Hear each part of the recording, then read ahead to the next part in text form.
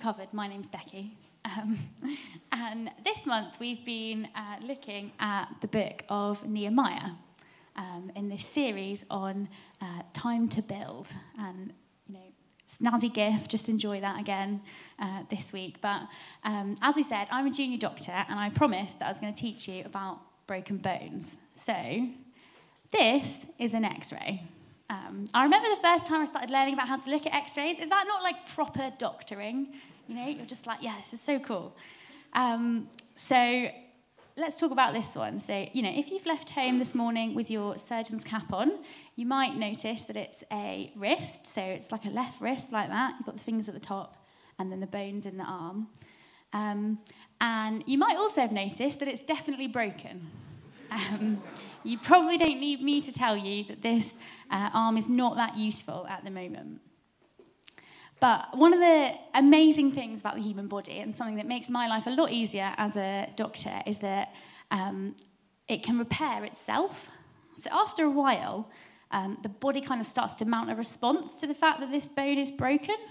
So this X-ray, the one on the right, is a few weeks later. And can you kind of see there's a bit of a lump where the break is? That's all the little cells in the bone getting into healing mode and starting to grow and make new bone. And actually, they make loads of it, and that's why you get that lump. And if you're a massive nerd like me, you might be interested to know that that's called a callus. And its bone, the bone from the top to the bottom is joined back up. But actually, it's disorganized and it's chaotic and it's not very strong bone. If you tried to arm wrestle somebody, you'd probably break it again. Yeah. But if you hang in there for a bit longer, actually the bone gets remodeled and it looks like that last X-ray on the end there. And after that kind of period of rapid growth and activity in the bone, it gets shaped back and crafted into that beautiful straight shape that it's meant to be. And actually, you could arm wrestle to your heart's content at that point, and it wouldn't break again. And I think that's amazing. We don't mend like pottery. There's no crack with a bit of glue and then it's there forever. Actually, it's just like it's never been broken. And if you used that arm loads, it would get even stronger than it was before. So the reason for me kind of telling you about this is that we've been looking at the people of Israel in the book of Nehemiah. And at the start, they're a bit like that first X-ray. The people are broken and their nation is fractured. They've been exiled. People have been taken away from their homes and taken really far away from everything that they've known. And Jerusalem, the capital city, the center of this nation, has been destroyed. The temple's been knocked down, and the wall around the outside of that city, that's its defense against attack. That's the line around the edge that defines what's in the middle. That's in piles of rubble. They're a broken people. And then as we've read on, some people kind of start to come back, but it's sort of in dribs and drabs initially, and they start rebuilding the temple. And then this guy called Nehemiah has this vision of these broken walls, and he thinks, no, I've got to go back. I've got to fix this. And then things kind of start to speed up, and there's this mad period of activity where God's people just go for it, and they all come together and they start rebuilding this wall, and they're all kind of doing the bit at the end of their garden. They're all just giving it a go, even if they're not normally builders. They're getting this back up. And if you think about how that must have been, it must have been absolutely bonkers. They managed to rebuild the whole wall around the city in 52 days. And it's not like you imagine a stone wall where it's all the same height and all the stones are the same. They're making this out of piles of rubble and some kind of bonus wood that the king said they could have. It's not a neat wall. It's a bit of a mess, probably. And then there's this opposition, and some people don't like it. So it's intimidating, and some people are standing guard while other people are building. And you can see that kind of callous stage of healing. And then in our passage today, we're kind of at the point where that callus has formed. You know, the walls are built, and the people of Israel are trying to get back to that last X-ray. So let's read. If you've got a Bible with you, then do read along. We're going to be at the start of chapter 8, but the words will be on the screen as well. So, all the people came together as one in the square before the water gate. They told Ezra, the teacher of the law, to bring out the book of the law of Moses, which the Lord had commanded for Israel. So on the first day of the 7th month, Ezra the priest brought the law before the assembly, which was made up of men and women and all who were able to understand.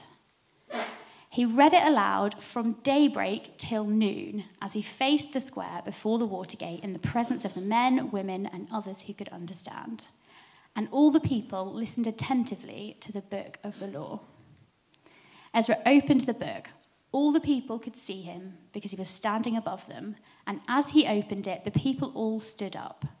Ezra praised the Lord, the great God, and all the people lifted their hands and responded, Amen, Amen. They bowed down and worshipped the Lord with their faces to the ground. At the end of that time of chaos, the people come together in the square. And they get there early. The passage tells us it's daybreak. And they hear from the Bible, and then they worship. And they're there for hours. They don't stop reading the Bible until noon. Why is that what they do next? You'd think they'd want a rest. Getting up at the crack of dawn to sit in College Green probably wouldn't be my first thought in the morning after I've been building with every spare second of my time for 7 weeks. Why is that what they're doing? Why are they worshipping? These people are trying to rebuild their church, they're trying to rebuild their city, and ultimately their whole nation. Why is worship the first step for them in that? And what does that tell us about why we worship today? So I think it's probably worth thinking about what we mean by the word worship, because it's actually a really churchy word. And we use it a lot at Highgrove, we use it a lot around church, but we don't always talk about what it is that often. But we see it in the Bible loads. We see God's people worshipping in lots of different places in lots of different ways. And it can be quite a tricky thing to define. I don't know what you'd say if somebody asked you what worship actually is. But the word worship in English comes from two words, worth-ship. And the most kind of helpful definition that I found was to think about worship as maybe our response, our acknowledgement of God's worth, of who he is and what he's done for us. So let's get into the passage. Let's see what that tells us about what worship is. So if we start at verse 1, we read, all the people came together as one in the square before the water gate. So the first 7 words in that sentence, like at least 3 of them are talking about the same thing. The literal translation of that is a bit more like all the people came together as one person.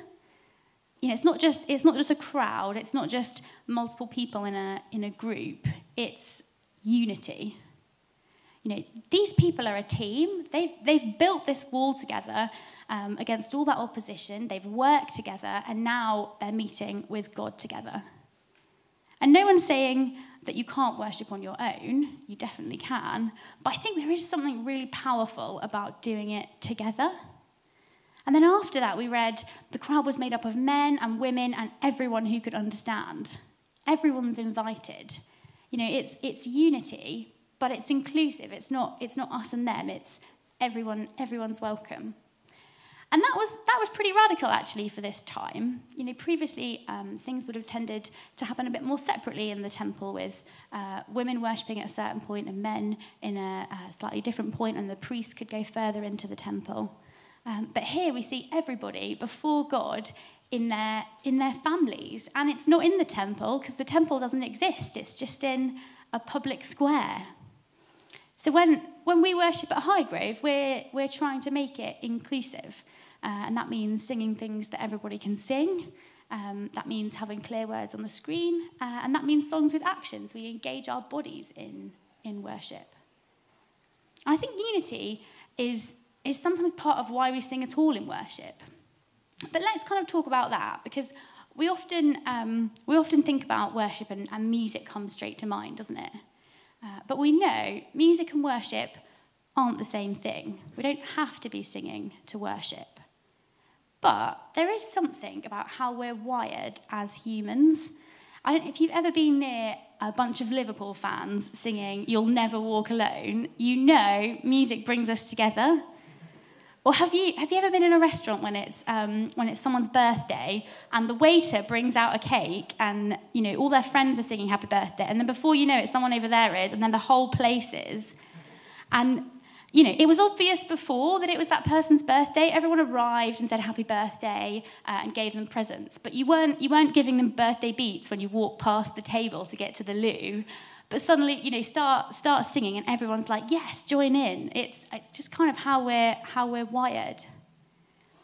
And music helps us to connect to our emotions as well, and we see that all the time in TV adverts. The John Lewis Christmas advert, hotly anticipated at this time of year.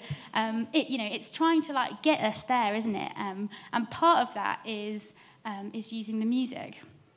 I watched this Lloyds Bank advert the other day, and there was the beautiful black horse running across this beach, and then the music built, and somebody beautifully sang "You're Not Alone," and I suddenly realised I was a bit choked, which is completely ridiculous. I mean, I'm not even with Lloyds Bank, and I was just right there. Other banks are available, but I think sometimes music says something. It just helps us to express something that nothing else can. And if worship is about responding to God, sometimes that's going to be hard to put into words. And I think there is something about music that just helps us to kind of bridge that gap. So there's something powerful about these people coming together in unity to sing God's praises. But actually, they were worshipping before this moment too. Building the wall together was an act of worship. It's absolutely relevant that this song worship is after they've just worked incredibly hard rebuilding the wall. And later on in this passage, after the singing, they make food for one another. And that's an act of worship too. And actually, if we look back at worship in the Old Testament, a lot of the time it was more practical.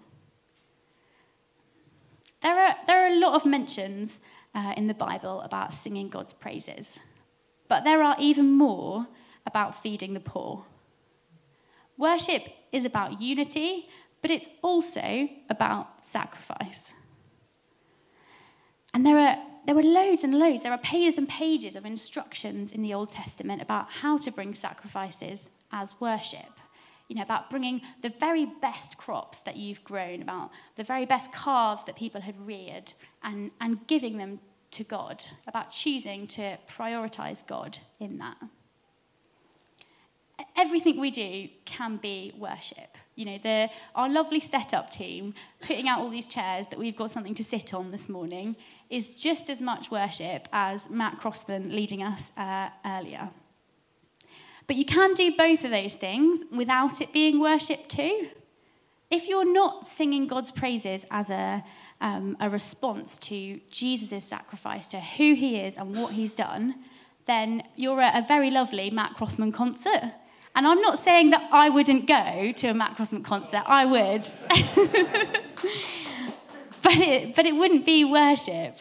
And similarly, you could put out chairs on a Sunday morning because you love God and you want his people to have something to sit on, and that's worship, and that's great. But if you just put out chairs because you've not got anything else to do on Sunday morning and you love chairs, then that's not worship, is it? Romans is a book from the New Testament, so that's written after Jesus was born. where one of the leaders of the early church writes to some Christians in Rome. And he says this. So this is from Romans chapter 12.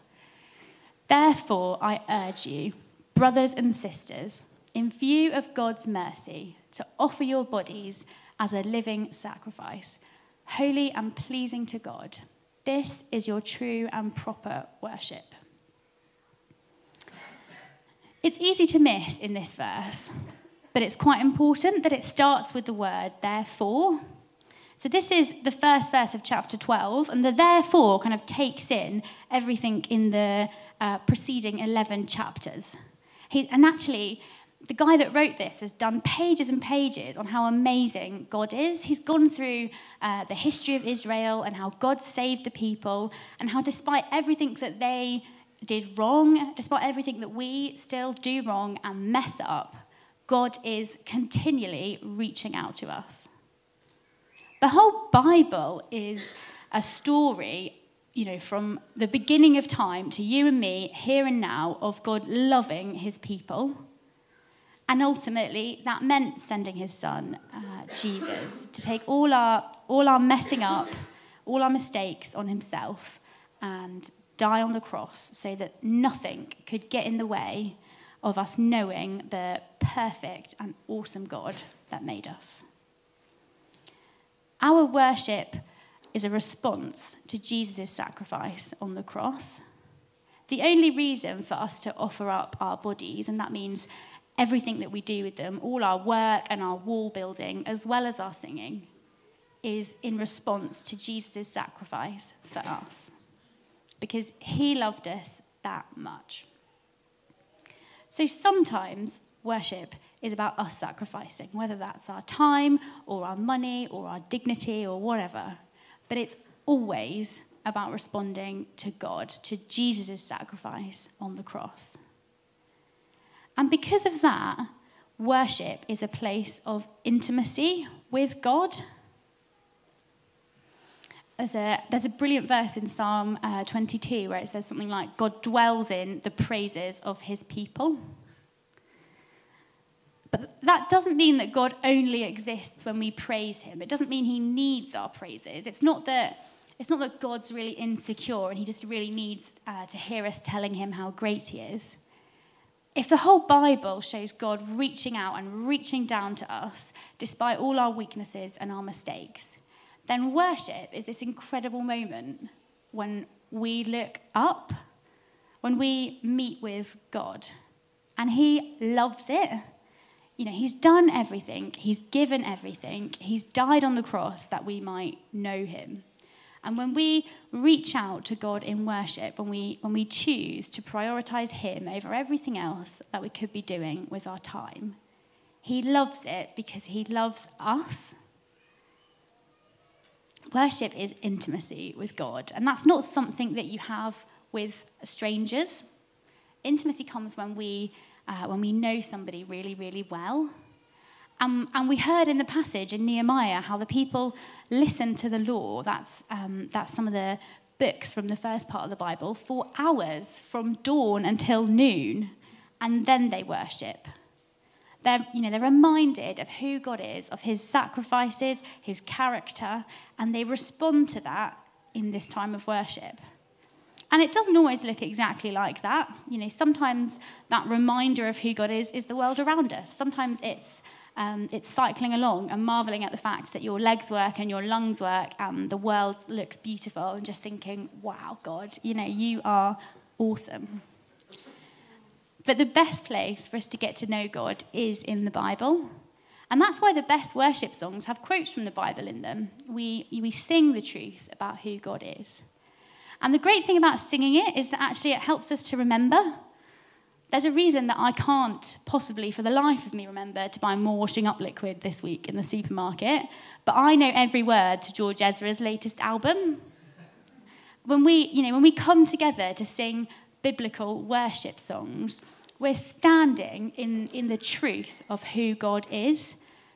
And sometimes we sing things over and over again because we want that to soak in. We want to know who God is before we meet with him. And if you feel like you don't know who God is, maybe you don't come to church that often, then get stuck into this book and find out for yourself, because it's all in there and it's great news. But even if you do feel like you know God reasonably well, it can still be quite hard to get to that place of intimacy. I definitely find that sometimes. And I was kind of reflecting on that early this week, and I started thinking about how we get to that place and about before moments. So let me kind of explain what I mean by that. When I'm at work, I have to carry this thing called a crash bleep. And that's basically a relic from the time when dinosaurs roamed the earth and pagers were a thing. But they live on in hospitals. And what happens is, if somebody in hospital collapses and their heart stops, then a crash call goes out, and my pager and all the other people on the team kind of crackles into life and beeps really loudly and says, cardiac arrest in ward 15 or whatever. And then everyone that gets that message goes there straight away. But from the first moment that it beeps, you know that means there's a cardiac arrest. And that's such a before moment. Everything I'm thinking about in that moment is about what's to come. And sometimes those moments are really obvious, like when you're sitting outside a job interview. But sometimes they're less obvious, like when you leave the house in a rush, and then later, as you're walking, getting wet in the rain, you think there was a moment when I wish I'd remembered my coat. And worship can be like both of those, but sometimes it's a bit too like the second one, I think, for me. And you can't spend your whole life thinking about the next thing. But I'm definitely guilty of kind of lurching from task to task. And the Sunday mornings are busy, and I've only got myself to get dressed and breakfasted, never mind any of you guys who are parents. But if somebody asked us what happens in the running order of a Sunday morning, you might say, well, the service leader says hello and, welcome, and definitely welcome if it's your first time here. And then they have a couple of worship songs. But actually, there's a prayer there as well. And what that's trying to help us do is just spend a few seconds focusing on leaving the busyness behind and coming to meet with God. Because there is something significant about preparing your heart and your mind for that. And it's worth taking that time to kind of clear a space, whether that's taking a deep breath or closing your eyes, just saying hello to God and preparing your heart to focus on him. So let's look at what happened in the passage again. If we go back to Nehemiah, we've got the people together in the square. They've heard for hours from the Bible about who God is. And then we read, Ezra opens the book. All the people could see him because he's standing above them. And as he opened it, the people all stood. They prepared themselves. Ezra praised the Lord, the great God, and all the people lifted their hands and responded, Amen, Amen. And then they bowed down and worshipped the Lord with their faces to the ground. They were overcome by the presence of God as they worshipped him. And when we come together in unity as the people of God, when we can't help but respond to who he is, to his sacrifice on the cross, when we meet with God with intimacy, it's powerful worship that changes us, that shapes us. And that's why they worship. That's what the people of Israel needed in that time of chaos. It's no good just rebuilding a wall. They needed God's vision for their nation, so they turned to him in worship. The cells in that lump of bone that I showed you earlier don't know which way's up. You have to be able to see the whole X-ray to know which end of the bone is which. And in our lives, God's the only one that can see the whole picture. And here's the final thing I'm going to teach you about bone. Sometimes it's a big break, and it's really obvious, like in that X-ray. But actually, just by being alive and walking around and using our bodies, We make tiny microscopic breaks in our bones all the time, just from the stress of everyday life. But because bones are alive, because we're alive, there's this constant process of renewal going on, whereby our bodies kind of clear out the weak bits, the broken bits, the bits that aren't helping us, and make new bone to take their place. And that's what happens in worship. God renews us. He refines us. So the people of God had this amazing worship session in Nehemiah. But actually, they didn't need just one great worship session. That's not enough. We don't need just one great worship session. We need God's vision regularly. We need that constant renewal. We need him to fix up all the tiny little breaks that we get all the time. We need him to shape us and where we're going. We need him to bind us up in our brokenness. And the best bit is that he is a loving father running towards us with open arms. And all we need to do is turn back to him. So let's worship. Father, we turn to you. You are great, you are holy, you are gracious, you have sacrificed for us, and we welcome you here, Lord. Pray that you would come. And where we are weak, God, would you strengthen us? Where there are things that hold us back, would you clear them away? Where there is chaos, would you bring strength? Where we are broken, would you bring healing?